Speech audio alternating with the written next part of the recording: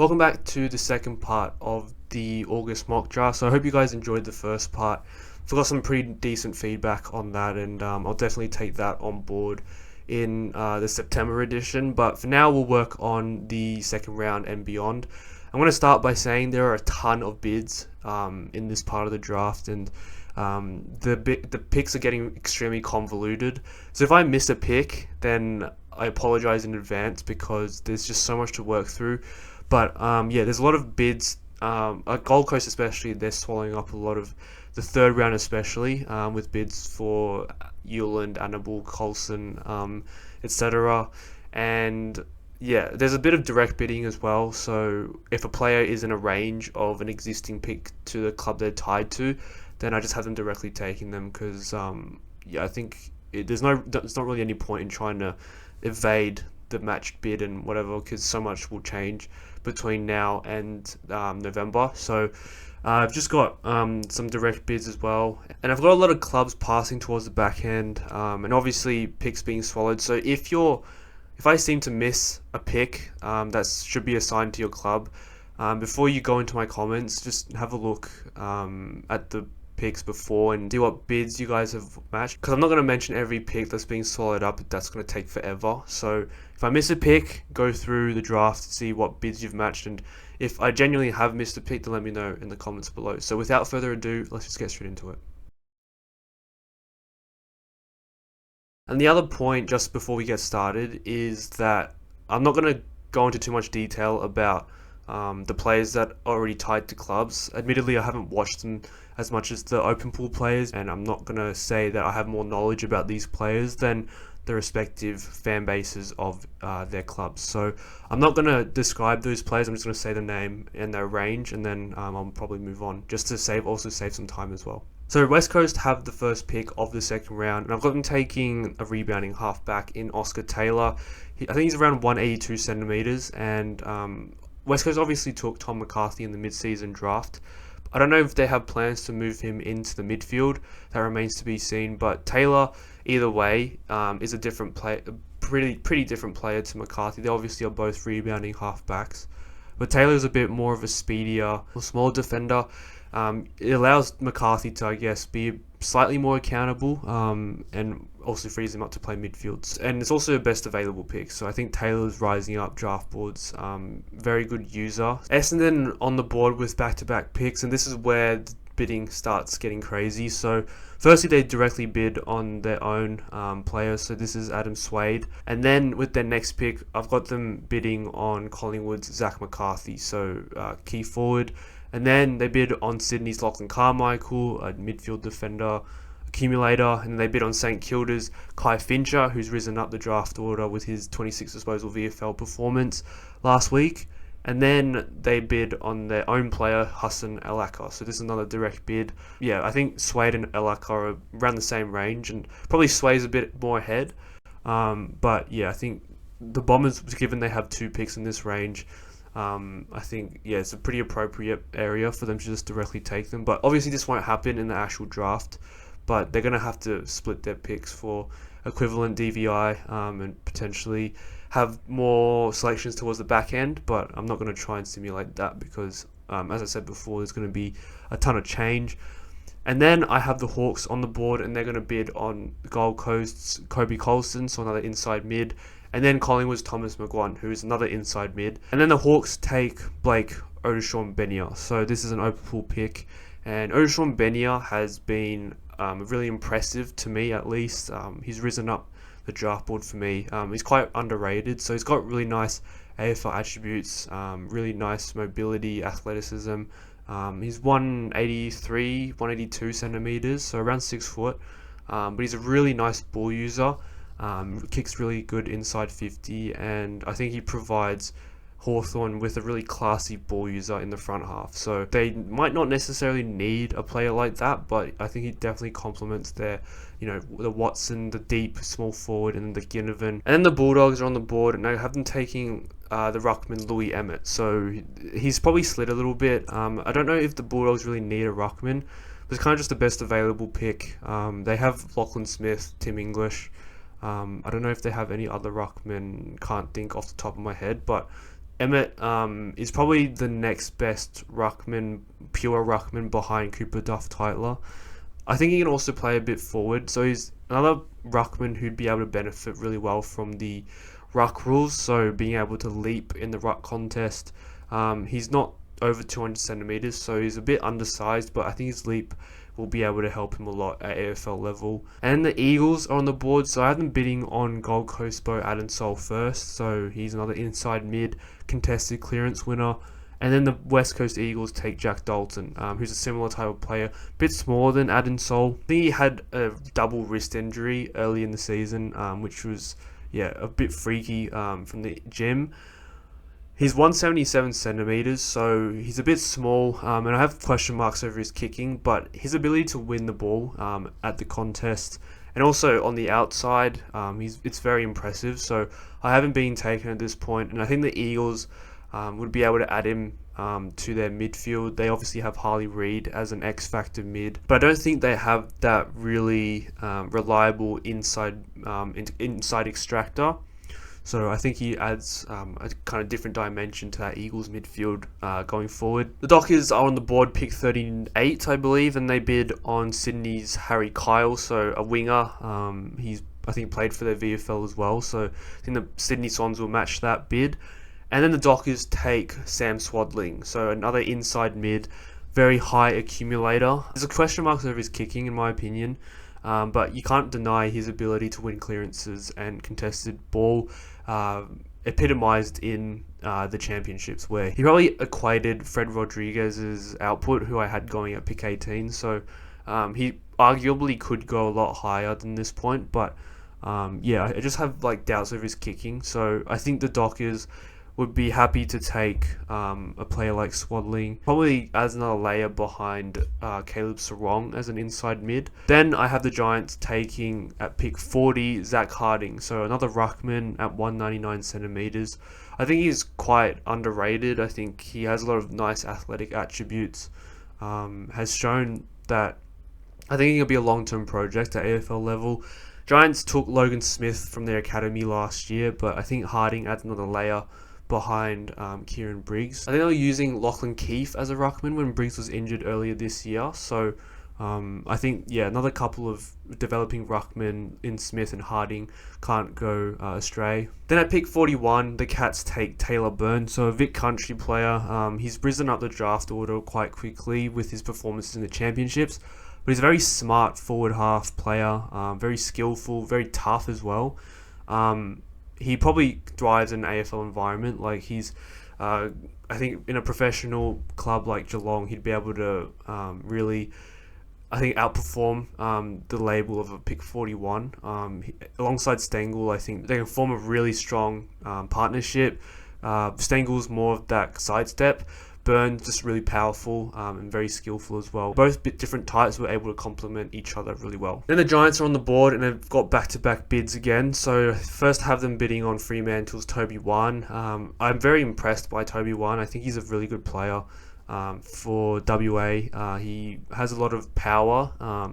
Pretty well built for his size, but you can tell he has a nice burst of speed, wins clearances, and really skillful, nice kicking technique. So I think the Dockers will have an absolute bargain in terms of what they're going to have to give up. They only have to give up one pick for one, just any pick, because it's beyond pick 36. So absolute bargain for the Dockers. And then the Giants bid on Carlton's Jack Eisen, who I think is also a really impressive player. Fits the modern prototype really well at 190 centimeters and a really good ball user. So when you have a player that tall who has the athleticism to play as an inside mid and also uses the ball really well, then you've got a really good prospect, very suited to the current state of the game. So he can also play on half forward, so versatile. Couldn't speak highly enough of Ice, and I think he's a really good prospect for the Blues. And then the Giants take Rory Wright. So this is an 183 centimeter inside mid, very skillful with the ball, nice left boot. He is probably the other half of that Sandringham Dragons partnership with Jack Dalton. So Dalton is more of that engine mid who's able to get around the ground, rack up the disposals.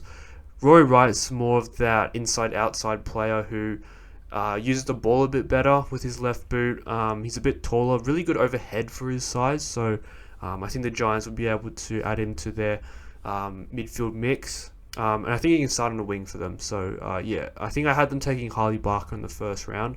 So Barker and Wright to add to that kind of midfield mix, I think is a really nice a way to address the departures of Cumming. So we're into the third round now, and the Crows are first on the board after the trade I made in the first part of this August edition. So if you haven't watched the trades from for this draft, I suggest you watch part one, or at least the intro of part one. So I think that the Crows, have this pick from that trade. And I've got them taking Blake Threadgold, 194cm South Australian key defender. He was highly rated coming into this year, but he had an injury, and I think he played the final game of SA's championships and looked just as good as he was rated initially. So able to intercept, really good size at 194cm, also able to lock away opposition key forwards. So he's a really balanced defender with decent foot skills as well. Now the Blues are on the board with the next pick, and I've got them bidding on Sydney's Noah Chamberlain. So slid a lot since the start of the year. I think he was in top 10 conversations, but he's just been really inconsistent, but he's definitely got AFL attributes. And then the Cats take Jesse Mellor, so this is another bid from Carlton. So the Cats match Carlton's bid for Mellor, small forward from Vic Country. And then the Blues take Taj Murray, so a project key forward, very athletic at 199cm, good overhead. This is arguably a bit low for him, like he could definitely go in the first round, I think. It kind of speaks to how even this draft is, like some first rounders could fall to this point of the draft, just when clubs need to pick on needs. I think Murray replaces Lemmy. The Blues delisted him recently, and that puts a lot of weight on Hudson O'Keefe's shoulders. We don't know what's going to happen with Charlie Curnow, but Murray I think is a really good option for a replacement for Lemmy as a developing key forward. I think Murray is probably more able to make a debut early than Lemmy because he's very athletic and already quite good below his knees. So he kind of has the scope to make an early debut and just keep improving from there. So the Crows are back on the board now, and I've got them taking Zane Piker, so from South Australia. He's a specialist small forward. South Australia's weak point was probably the small forwards, and Piker was able to fill in that role really well. And that's probably been able to boost his draft credentials.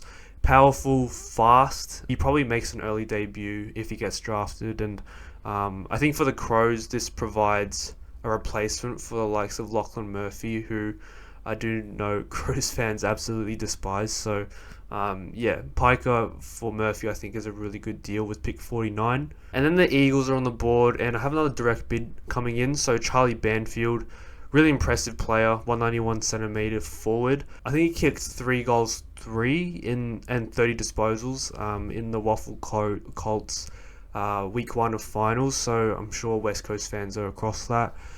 And then the Dockers are on the board, and they take Cody Curtin, so brother of Daniel, but a different type of player, a bit more overhead, lockdown, fullback. So Daniel obviously has a lot of X factor with his mobility, athleticism, etc. Cody Curtin's more of a big body who will probably sit at fullback, lock away the opposition key forward. So I think the Dockers will be able to add another layer behind Alex Pearce, Brendan Cox, etc. with Cody Curtin. Next pick is, I think, the Giants on the board with pick 52, and I have them taking Tyan Prindable. So this is a bid on Brisbane's academy prospect. He came in for Annabelle in I think one of the Allies' games and performed quite well. I think he's also played quite a bit for the Brisbane's VFL team, if I'm not mistaken. I might be thinking of someone else, but inside mid, 181cm. And then the Giants directly bid on their own mid, Riley Hamilton. So this is more of a big-bodied 189cm mid. He's played a bit of VFL for the Giants and impressed. And that does it for the third round. So a very short third round with all the bids being solid up and whatnot. But we'll move on to the fourth round, and we have the Hawks on the board first. Another wave of bids. So first they bid on West Coast, Wes Wally, small forward. Then on the Bulldogs is Will Darcy, so brother of Sam. We all know how good Sam is, but Will is more of a key defender, so I think he's 198 centimeters. So yeah, he's quite athletic as well.